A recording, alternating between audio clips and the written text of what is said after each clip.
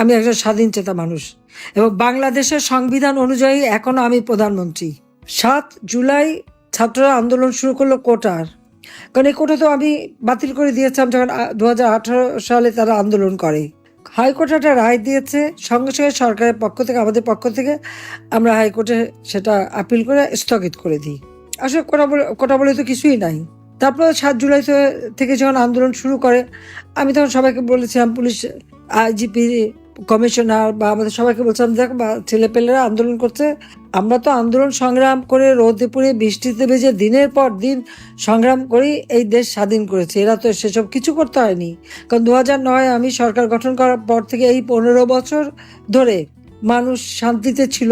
লেখাপড়া, যেখানে বছরের পর বছর সেশন জট থাকতো, জিয়ার আমলে, এরশাদের আমলে, খালেদা জিয়ার আমলে, আওয়ামী লীগের আমলে কোনো সেশন জট ছিল, আস্তে আস্তে সেশন জট কমালাম। লেখাপড়া নিয়মিত করা, উচ্চশিক্ষা, ডিজিটাল শিক্ষা, সাবমেরিন কেবল, বঙ্গবন্ধু স্যাটেলাইট উৎক্ষেপণ, আমাদের ওয়াইফাই কানেকশন সারা বাংলাদেশে, সবই তো আমরা করে দিয়েছি। সারা প্রত্যেকটা ঘরে ঘরে আলো জ্বেলে দিয়েছি, শিক্ষার একটা চমৎকার পরিবেশ করে দিয়েছি। তো তারা একটু রোদে ভিজে বৃষ্টিতে ভিজে আন্দোলন করতে দাও, ওদের দাবি তো সব মেনে নিলাম। সেই আন্দোলন তারা শুরু করলো, আমরা সব দাবি মানলাম। তখন আসলে এক দফা দাবি, ইউনূস ট্যাক্স ফাঁকি দেয়। 1100 কোটি টাকার উপর তার কাছে ট্যাক্স পাওনা, 666 কোটি টাকার মামলা হলো। সেই মামলা রায় হওয়ার কথা ছিল 6 আগস্ট। প্রত্যেকটা তার যে এই যে 48টা কোম্পানি, সবই কিন্তু একটাও লাভজনক না। লাভজনক না, তার কারণটা হচ্ছে সে কোনো ট্যাক্স দেবে না, কাজে সে ট্যাক্স ফাঁকি দেবে। আর শ্রমিকদের যে প্রত্যেক কোম্পানি প্রফিটের 5% শ্রমিক কল্যাণ ফাউন্ডেশনে যাবে। কোনোদিন একটা টাকাও তারা দেয়নি। শ্রমিকরা তার বিরুদ্ধে মামলা করে, সেই মামলায় সে সাজাপ্রাপ্ত আসামি। ডক্টর ইউনূস কনভিক্টেড আসামি, সাজাপ্রাপ্ত আসামি, সেটা আবার লেবার কোর্টে। আজকে সে হয়ে গেছে ক্ষমতার শিখরে বসে আছে অবৈধভাবে, যার কোনো সাংবিধানিক ভিত্তি নেই, যার কোনো জনগণের ম্যান্ডেট নাই।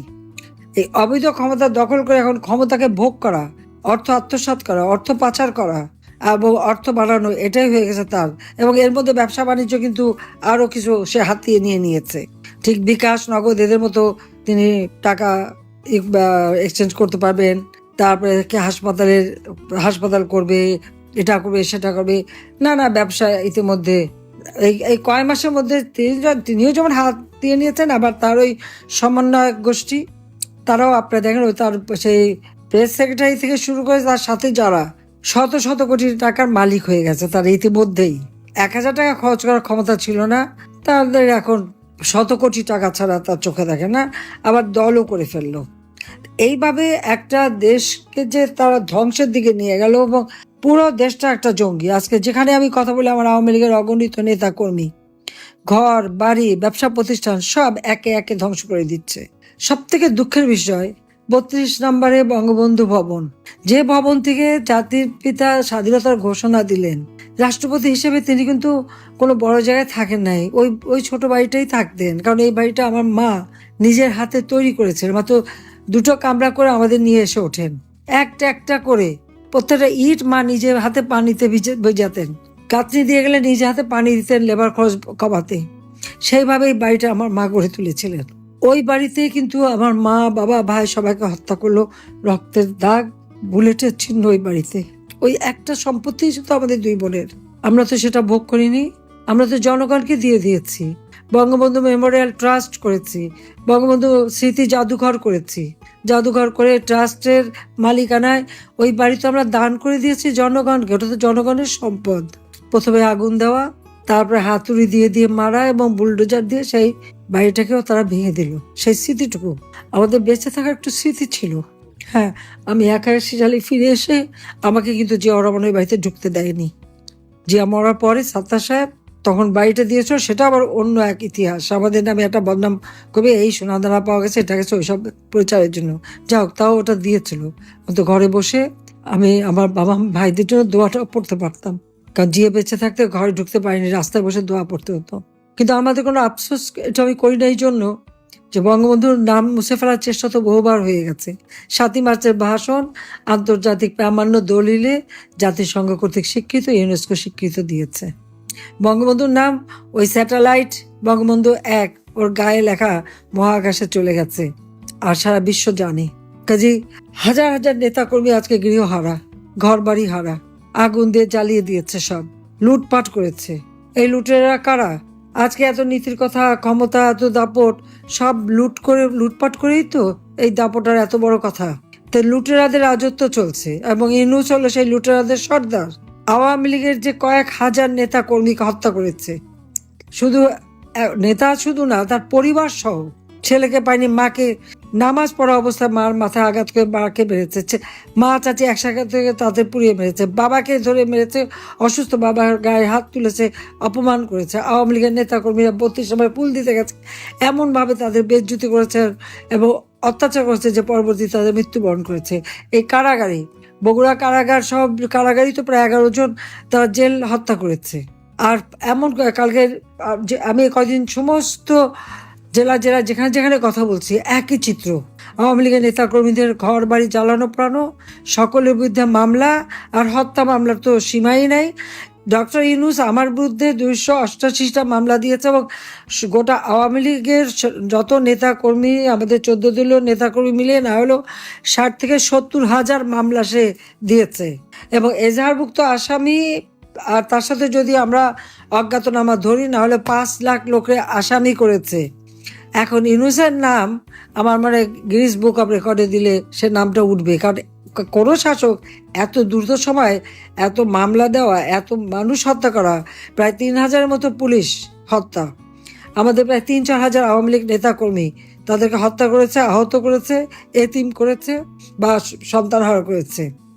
সংখ্যালঘু সম্প্রদায় সব থেকে বেশ তাদের উপরে অত্যাচার, হিন্দুদের বাড়ি বাড়ি যে আক্রমণ, মেয়েদেরকে রেপ করা, তাদের বাড়িঘর থেকে লুটপাট করা এবং আগুন দিয়ে পুড়িয়ে দেওয়া, খ্রিস্টানদের মন্দিরগুলি ভেঙে দেওয়া, খ্রিস্টানদের গির্জা 11টা গির্জা তারা আক্রমণ করে ভেঙে দিয়েছে, বুদ্ধিস্টদের মঠ ভেঙে দিয়েছে, আগুন দিয়েছে এবং তাদের উপরে হামলা।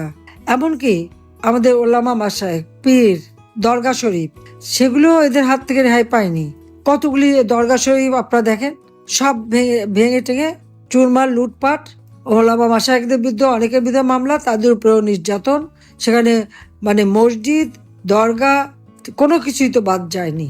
সংখ্যালঘু সম্প্রদায়, এমনকি আমাদের যারা পীর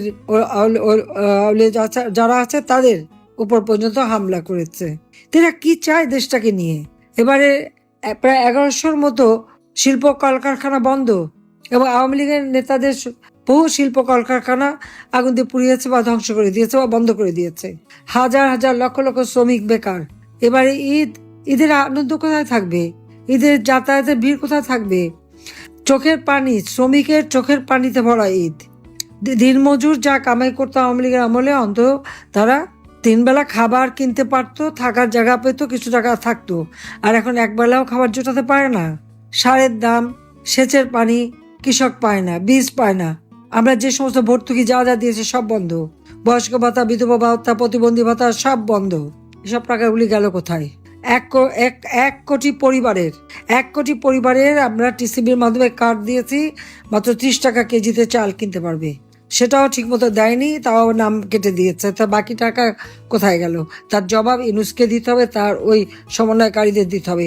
সংসদ ভবন, আমাদের সচিবালয় আগুন লাগে কিভাবে? সচিবালয়ে আগুন লাগালো কারা? সংসদ ভবন ভেঙে চত্বরকারী কারা? এই ইউনূসের তো সেই মেটিকুলাস ডিজাইনেরই তো একটা অংশ। গণতন্ত্র ধ্বংস করেছে, সাংস্কৃতিক স্বাধীনতা নাই মানুষের, সামাজিক নিরাপত্তা নাই, মাথাপিছু আয় কমে গেছে, পেটে খাবার নাই। এবার আবারও মানে মনে হয় যে আমরা যে দেশটাকে আমরা খাদ্যের স্বয়ংসম্পূর্ণ করেছিলাম, আজকে সেই দেশেরও আজ 12টা বাজাচ্ছে। এই যে মানুষের এতগুলি ক্ষতি সে করে গেছে, এটা কি তাকে কি এমনি এমনি ছেড়ে দেওয়া হবে? সে কি ভেবেছে কি? নালিশ করে, আমি কেন এখানে বসে আছি, আমি কেন বক্তৃতা দিই। তার খুব লাগে, কেন লাগে? আমি একজন স্বাধীন চেতা মানুষ এবং বাংলাদেশের সংবিধান অনুযায়ী এখনো আমি প্রধানমন্ত্রী। হ্যাঁ, ইউনূস চক্রান্ত করেছে, আমাকে হত্যার চেষ্টা করেছে। আল্লাহ আমাকে প্রত্যেকবার বাঁচায়। গ্রেনেড হামলা থেকে বাঁচিয়েছে, 76 কেজি বোমা হামলা থেকে বাঁচিয়েছে, গুলির থেকে বাঁচিয়েছে।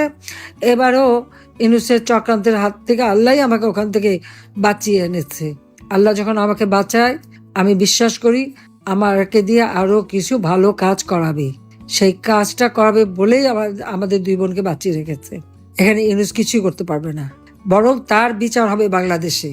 আর ওই যে লুটেরা, জঙ্গি, সন্ত্রাসী এবং তার ওই সমন্বয়কারী যারা এই সমস্ত আমাদের একটা আওয়ামী লীগ নেতা কর্মী সহ গ্রামের পর গ্রাম, জেলা উপজেলায় যেখানে যেখানে তার এজেন্ট আছে, সব জায়গায় আমি জানি, সে টাকা দিয়ে এজেন্ট রাখে, তাদের দিয়ে খোঁজ নেয় এবং তাদের দিয়ে এই ধ্বংসযজ্ঞ হত্যাকাণ্ড চালায়। আবার কেউ লুকিয়ে থাকলে ধরিয়ে দিলে তারপর পুরস্কারও দেয়। ইউনূসের সে ব্যবস্থাও আছে, সেটাও আমি জানি। তার চক্রান্ত আমি বহু আগে থেকে সবাইকে বলেছি, বিশ্বাস করেনি। যখন থেকে পদ্মা সেতুর টাকা সে বন্ধ করালো তখন থেকে আমি বলেছি। এবং তার দুর্নীতির বিরাট ক্ষতি আমার নিজের কাছেই আছে, আমি সমস্ত ডাউনলোড করে নিয়ে নিয়েছি এবং এখন পড়ে পড়ে আমি দেখি যে কত হাজার কোটি টাকা সে বানিয়েছে বিদেশে। সে কোথায় এত টাকা পেল? 9 কোটি টাকা দিয়ে গুলশানে সে রোড নাম্বার 84-তে ফ্ল্যাট কেনে। প্যারিসে তার বিশাল বিলাসবহুল ফ্ল্যাট, শোনা যাচ্ছে, লোকের কাছে শুনেছি 2 বিলিয়ন টাকা নাকি প্যারিসে সে বিনিয়োগ করেছে। ও টাকা বাংলাদেশে কেন বিনিয়োগ করেনি? বাংলাদেশে কেন করেনি? সে টাকা তো বাংলাদেশের গরিবরে ক্ষুদ্র ঋণ দিয়ে মোটা অঙ্কের সুদ খেয়ে সে আজকে শত হাজার কোটি টাকার মালিক। কাজে এর হাত থেকে, জঙ্গি সন্ত্রাসী ইউনূসের হাত থেকে দেশকে রক্ষা করতে হবে। কারণ সে জঙ্গিদের মদত দিয়ে জঙ্গির রাষ্ট্র বানিয়েছে, যে বাংলাদেশ ছিল শান্তির দেশ, উন্নয়নের দেশ, যে বাংলাদেশ উন্নয়নের রোল মডেল হিসেবে বিশ্বের সম্মান পেয়েছিল, সমস্ত সম্মান সে নষ্ট করে দিয়েছে। মুক্তিযুদ্ধের সমস্ত স্মৃতিচিহ্ন মুছে দিচ্ছে, বঙ্গবন্ধুর নাম মুছে দিচ্ছে। এই নাম হাজার মুছুক, ওই পাপীদের হাতে এই নাম মুছলে সেই নাম মোছা যাবে না। এটা আছে বাংলাদেশের মানুষের হৃদয়, থাকবে চিরদিন। কিন্তু আল্লাহ নিশ্চয় একদিন দিন দেবে ওই খুনি ইউনূস এবং তার যারা দোসর আছে, তার ওই সন্ত্রাসী গ্যাং, তার ওই সমন্বয়কারী থেকে শুরু করে উপদেষ্টা থেকে শুরু করে যারা যারা তার মদতদানকারী, প্রত্যেকের বিচার বাংলার মাটিতে হবে ইনশাল্লাহ। আর সেই বিচার আমরা করবই, বাংলাদেশের জনগণ করবে, এ বিশ্বাস আমার আছে। কাজে সে আত্মবিশ্বাস নিয়ে এখন থেকে আমাদের নেতাগুলি যে যেখানে আছেন, কে কি করলো না করলো ওটা দেখার দরকার নাই। এখন সকলকে ঐক্যবদ্ধ থাকতে হবে। জাতির পিতা যেমন 7ই মার্চের ভাষণ বলছে, যার যা কিছু আছে তাই নিয়ে, হ্যাঁ এখানে আমি বলবো যে যার যা আছে যতটুকু তাই নিয়ে সকলে, আমার কৃষক, শ্রমিক, আমাদের মেহনতি মানুষ, তাদের পাশে দাঁড়াতে হবে। কারণ প্রত্যেকে আজকে কষ্টে পাচ্ছে। আওয়ামী লীগের আমলে এই কষ্টটা তাদের ছিল না। কোভিডের সময় ওই গার্মেন্টস শ্রমিকদের মজুরি আমি নিজে সরাসরি দিয়েছি। ব্যবসায়ীরা শান্তিতে ব্যবসা করেছে, যে দলই করুক। ব্যবসায়ীরা ব্যবসা চালাতে পারে তার জন্য মাত্র 4% সুদে তাকে আমরা ঋণ দিয়েছিলাম, বাকি 5% আমি ভর্তুকি দিতাম। বয়স্ক, বিধবা থেকে শুরু করে প্রতিবন্ধী সবাইকে আমি এমনকি স্কুলে যে বাচ্চা যায় মার নামে আমি বৃত্তি উপবৃত্তি দিতাম। সমস্ত টাকা আমার বাজেটে ছিল। 7,97,000 কোটি টাকার বাজেট আমি দিয়ে এসেছি। সেই টাকা কোথায় গেছে ইউনূসের কাছে আমি হিসাব চাই। আবার দেখ, কেন মানুষ কেঁদে ফিরবে? কেন মানুষের ঘরে হাহাকার? কেন আমার শ্রমিকের কান্নায় ঈদের চোখের পানি পড়বে? তার জবাব তাকে দিতে হবে, তার জবাব ইউনূসকে দিতে হবে। কাজে আমি বলবো যে যার যেভাবে আছে, মানুষের জীবন না বিশ্বাস উঠে গেছে, মানুষকে রক্ষা করতে হবে, এটা আমাদের দায়িত্ব। আমরা তো জীবনে কিছু চাইনি, আমরা 2 বোন, আমাদের সব তো বিলে দিয়েছিলাম। আমাদের বাচ্চারা নিজেরা তাদের মেধা দিয়ে পড়াশোনা করে বিশ্বের সেরা ইউনিভার্সিটি থেকে ডিগ্রি নিয়ে তারা কেউ চাকরি করে খাচ্ছে, কেউ কনসালটেন্সি করে, তাদের মতো তারা আছে। তাদের বিরুদ্ধে লেগে আছে, তাদের পিছনে লেগে আছে সে। কাজে এই অন্যায় যেটা আবার দেশের মানুষের সাথে সে করলো, আজকে আবার বৃদ্ধ বনিতা সবাই আজকে কষ্ট পাচ্ছে। বাংলাদেশে কেউ আজকে কেন মেয়েরা এখন আন্দোলন করে রাত 12টার সময়, সন্ধ্যার মধ্যে তাদের ঘরে ফিরতে হয়। শেখ হাসিনা থাকতে আমার পদত্যাগ চায় তারা, আর আমি তাদের নিরাপত্তা দিই। এখন কেমন অবস্থা তাদের? আজকে আমাদের হাজার হাজার ছেলে পেলেদের লেখাপড়া বন্ধ, তাদের ডিগ্রি কেড়ে নিচ্ছে, তাদের পড়তে দিবে না। আওয়ামী লীগের সন্তান হলে পরীক্ষার ফর্ম পাবে না। কেন? আওয়ামী লীগ কি অপরাধ করেছে? দেশ স্বাধীন করে অপরাধ করেছে? তো বাংলাদেশ স্বাধীন না হলে ওই পাকিস্তানিদের বুটের তলায় থাকতে হতো, সেটা তাদের মনে রাখা উচিত। আর 71 সালের 3রা ডিসেম্বর পাকিস্তান ভারত যুদ্ধ শুরু হয়। আর আমাদের মুক্তিযুদ্ধ তো বঙ্গবন্ধু যেদিন থেকে বলেছেন সেই মার্চ মাস থেকে শুরু হয়েছিল। কাজে মুক্তিযোদ্ধা মিত্র বাহিনী একই সাথে যুদ্ধ করে, কিন্তু পাকিস্তান বাহিনী হেরে যায় যুদ্ধে। আজকে যদি আওয়ামী লীগের নাম মুছে যায়, বঙ্গবন্ধুর নাম মুছে যায়, মুক্তিযুদ্ধের সব স্মৃতি মুছে ফেলে, অবশিষ্ট কি থাকে একবার ভেবে দেখুন তো। বঙ্গবন্ধু শেখ মুজিব ফিরে এসেছেন বলেই মিত্র শক্তি ভারতীয় বাহিনী বাংলাদেশ থেকে তিনি ফেরত পাঠাতে পেরেছিলেন, অন্য কেউ হলে পেত না। আজকে যে গভীর এই যে সমুদ্র সীমা, এই আইন বঙ্গবন্ধু শেখ মুজিব 74 সালে করে যান, তারপরে কেউ এটা দিয়ে কাজ করেনি। আমি ক্ষমতা আসার পরে এই সমুদ্রের সীমায় আমাদের অধিকার আমি প্রতিষ্ঠিত করি। আমাদের ল্যান্ড বাউন্ডারি, স্থল সীমানা চুক্তি, এটাও বঙ্গবন্ধু সেই চুক্তি করে গিয়েছিলেন, সংবিধানও সংশোধন করে দিয়ে গেছেন, কিন্তু কেউ বাস্তবায়ন করেনি। আমি ক্ষমতায় আসার পরে এটা বাস্তবায়ন হয় এবং প্রাইম মিনিস্টার মোদি পার্লামেন্ট এটা পাশ করান। তো শান্তি চুক্তি, পার্বত্য চট্টগ্রাম শান্তি চুক্তি, গঙ্গা পানি চুক্তি, সবই তো আওয়ামী লীগের করা। আজকে যতগুলি প্রতিষ্ঠান বাংলাদেশ আজকে বদলে গেছে গ্রাম পর্যায় পর্যন্ত, প্রত্যেকটা গ্রাম আমার শহর, এই স্লোগান তুলে প্রত্যেকটা গ্রামকে একটা শহরে উন্নীত কে করেছে? আওয়ামী লীগ করেছে। তা আওয়ামী লীগের অপরাধটা কি? মানুষ শান্তিতে ছিল, সুখে ছিল, খেয়ে পড়ে ভালো ছিল, ছেলেমেয়েরা লেখাপড়া করতো, ডিজিটাল বাংলাদেশ গড়ে তুলেছিলাম। আজকে ফ্রিল্যান্সিং করে ছেলেমেয়েরা বিদেশি পয়সা কামাই করতে পারতো, বিদেশে ট্রেনিং এর জন্য আমরা পাঠাতাম, সব বন্ধ। এই কয়েকটা মাসে দেশটাকে শেষ, কিন্তু সে টাকা পয়সা তারা যথেষ্ট বাড়িয়েছে। কাজে এদের বিরুদ্ধে আজকে জনমত তৈরি করে এদেরকে উৎখাত করবার জন্য সব ব্যবস্থা নিতে হবে। ইনশাল্লাহ জনতার জয় হবেই হবে। জয় বাংলা, জয় বঙ্গবন্ধু, বাংলাদেশ চিরজীবী হোক।